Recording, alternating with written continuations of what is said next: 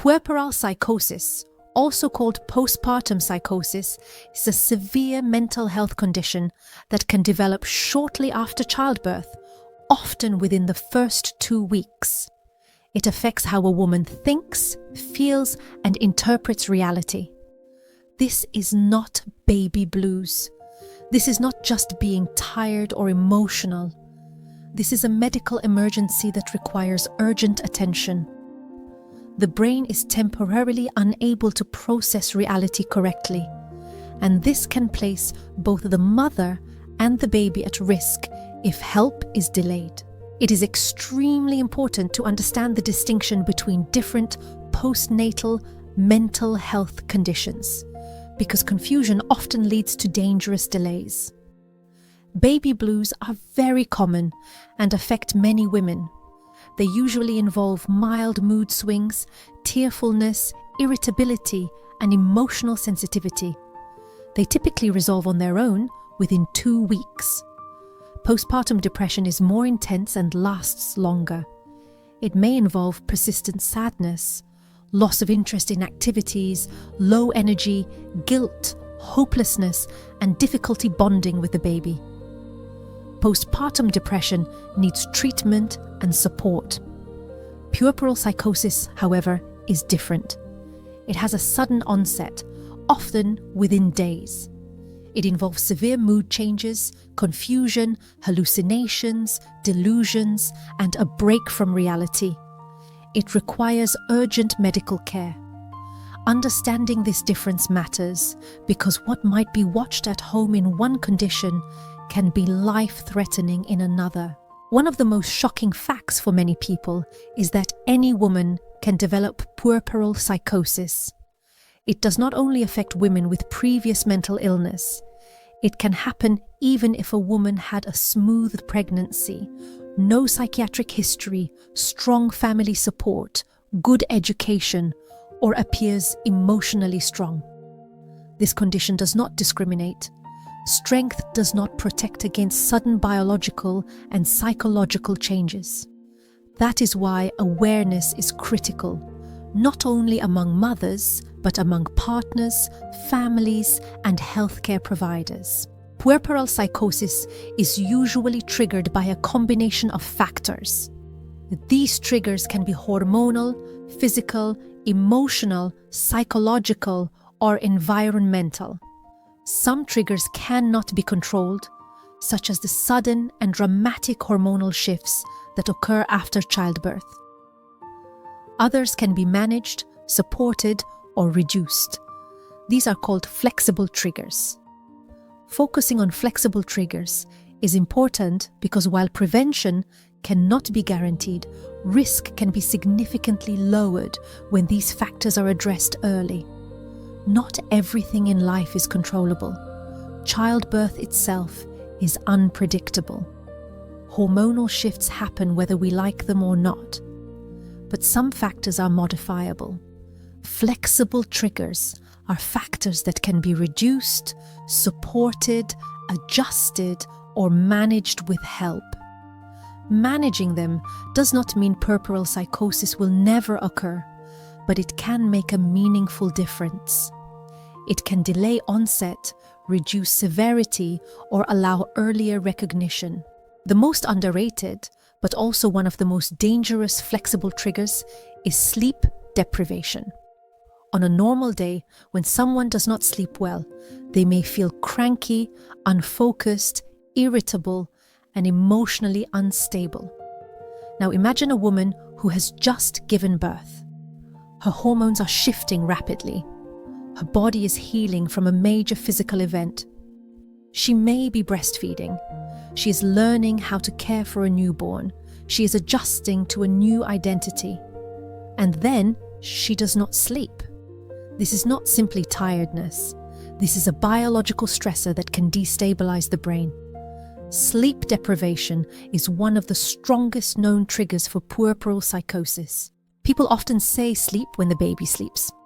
It sounds comforting, but it is not always realistic. Between feeding, pain, anxiety, visitors, household demands, and constant monitoring of the baby, sleep often disappears. That is why support matters. Sleep must be treated as medical care, not a luxury. Night duties should be shared where possible. Someone else should hold the baby so the mother can rest. Unnecessary visitors should be reduced. Exhaustion should not be glorified. A tired mother is not a strong mother. A rested mother is a safer mother. Another important flexible trigger is physical discomfort after childbirth. Childbirth changes the body drastically. Pain, bleeding, stitches, pelvic soreness, breast engorgement, hormonal shifts, and exhaustion often occur at the same time.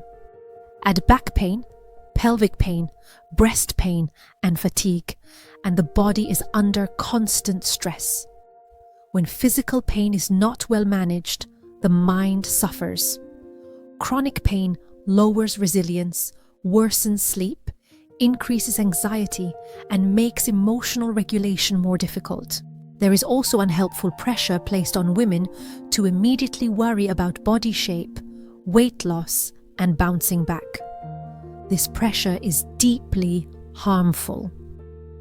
The early postpartum period is not the season for snapback culture. The body has just done something extraordinary. At that point, appearance should not be the priority. Removing the mind from body image pressure is protective. What helps instead is adequate pain management, proper nutrition, gentle movement without pressure, emotional reassurance, and kindness toward the body. The body needs care, not criticism. Emotional stress is another major flexible trigger. After childbirth, a woman is suddenly expected to care for a newborn, monitor the baby's health, breastfeed, recover physically, manage the home, care for her partner, and think about finances all at once. This mental load is overwhelming. The expectation that a woman should manage all of this effortlessly is unrealistic and dangerous. Worry does not prevent problems. Worry does not increase milk supply. Worry does not make the baby grow faster. Worry does not solve financial stress. It only drains the mind. While it is easier said than done, unnecessary worry changes nothing except mental stability. Reducing emotional overload through reassurance, practical support, and shared responsibility is protective. Partners play a critical role here. Support is not optional. The baby was not produced by one person alone. Support means helping with baby care, reducing emotional pressure, being present, listening without judgment, and advocating for rest and medical care when needed. Support is preventive care. A supportive partner reduces risk. Social isolation is another dangerous and often ignored trigger. When a woman feels alone, unheard, abandoned, or unsupported, her mind can begin to spiral. Isolation feeds depression, and depression increases the risk of psychosis. Human beings are not designed to recover from childbirth in isolation. Community support matters. Visiting meaningfully, calling to check in, offering help, sitting quietly, listening, and being present can make a difference. Support does not require money. It requires attention and compassion. Breastfeeding difficulties can also increase stress. While breastfeeding is natural, it is not always easy. Pain, latching problems, anxiety about milk supply, and pressure to get it right can turn feeding into a source of distress. When feeding becomes stressful, anxiety increases. Struggling with breastfeeding does not make someone a bad mother. A fed baby matters more than a perfect method. Support, reassurance, and professional help reduce stress. Relationship issues can also act as a trigger. Conflict after childbirth is common. Sleep deprivation, stress, and financial pressure test relationships. But lack of emotional support can increase distress, trigger depressive thoughts, and worsen mental instability. Emotional safety matters. This is not the time for criticism, withdrawal, or comparison. Cultural and societal pressure also play a role. Society often expects a perfect mother, a perfect baby, a perfect home, and immediate happiness. These expectations are unrealistic. Motherhood is not a performance. Pressure to meet unrealistic standards increases stress and shame. All of this boils down to a few core protective factors: adequate sleep, reduced worry, physical comfort, emotional support, and social connection do not eliminate risk completely, but they significantly lower it. Puerperal psychosis can affect any woman, regardless of education, status, strength, background, or past mental health. Early support saves lives. One of the biggest dangers of puerperal psychosis is that early signs are often dismissed. People say she is just tired, it is normal after birth, she will be fine, or she is just emotional. These statements delay help, and delay can be dangerous. Early signs may include severe sleep problems where the woman is unable to sleep at all, sudden confusion or disorientation, rapid mood changes, racing thoughts, pressured speech, feeling extremely energized despite no sleep, paranoia, strong anxiety, agitation, feeling disconnected from reality, or saying things that do not make sense. These signs usually appear within days to weeks after delivery. More severe warning signs require urgent action.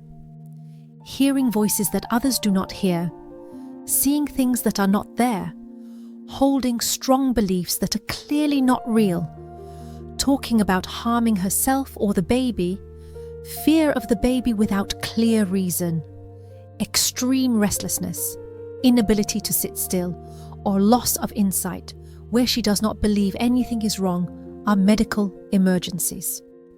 This is not the time for prayer only. This is not the time to watch and wait. This is the time for urgent medical care. Puerperal psychosis is treatable. Treatment works best when it is early, professional, and supported by family. Delaying help increases risk. Early care improves outcomes. If warning signs are noticed, arguing with her reality should be avoided. If she expresses delusions or hallucinations, do not mock, dismiss, or challenge aggressively. Stay calm. Reassure her that she is safe and supported. Arguing increases fear and agitation. Safety must be prioritized. She should not be left alone if symptoms are severe. The baby should be protected. Stimulation should be reduced. This is not punishment. It is protection. Urgent medical help is essential. This may involve going to a hospital, calling emergency services, or contacting mental health professionals. Puerperal psychosis cannot be treated at home alone. Medical care may include medication, hospital admission, and close monitoring. Hospital care is not failure. It is treatment. Many families fear hospital admission. Hospital care protects the mother and the baby, stabilizes symptoms, prevents harm, and improves recovery. It is not abandonment. It is love in action. Partners play a major role in prevention, early detection, and recovery. Advocating for her, taking symptoms seriously, helping with baby care, ensuring rest, reducing stress, and attending medical appointments are protective actions. Dismissing symptoms or demanding strength is harmful. Families and communities also influence outcomes. Practical help, emotional reassurance, respecting rest time, and reducing criticism help recovery. Comparing her to others, body shaming, pressuring her to bounce back, or minimizing symptoms increases risk. Support as care, not commentary. Culture and belief systems matter, but they must not replace medical care. Prayer and treatment can coexist. Faith and medicine are not enemies. Ignoring medical emergencies in the name of belief endangers lives. Recovery is possible. With proper treatment, most women recover fully.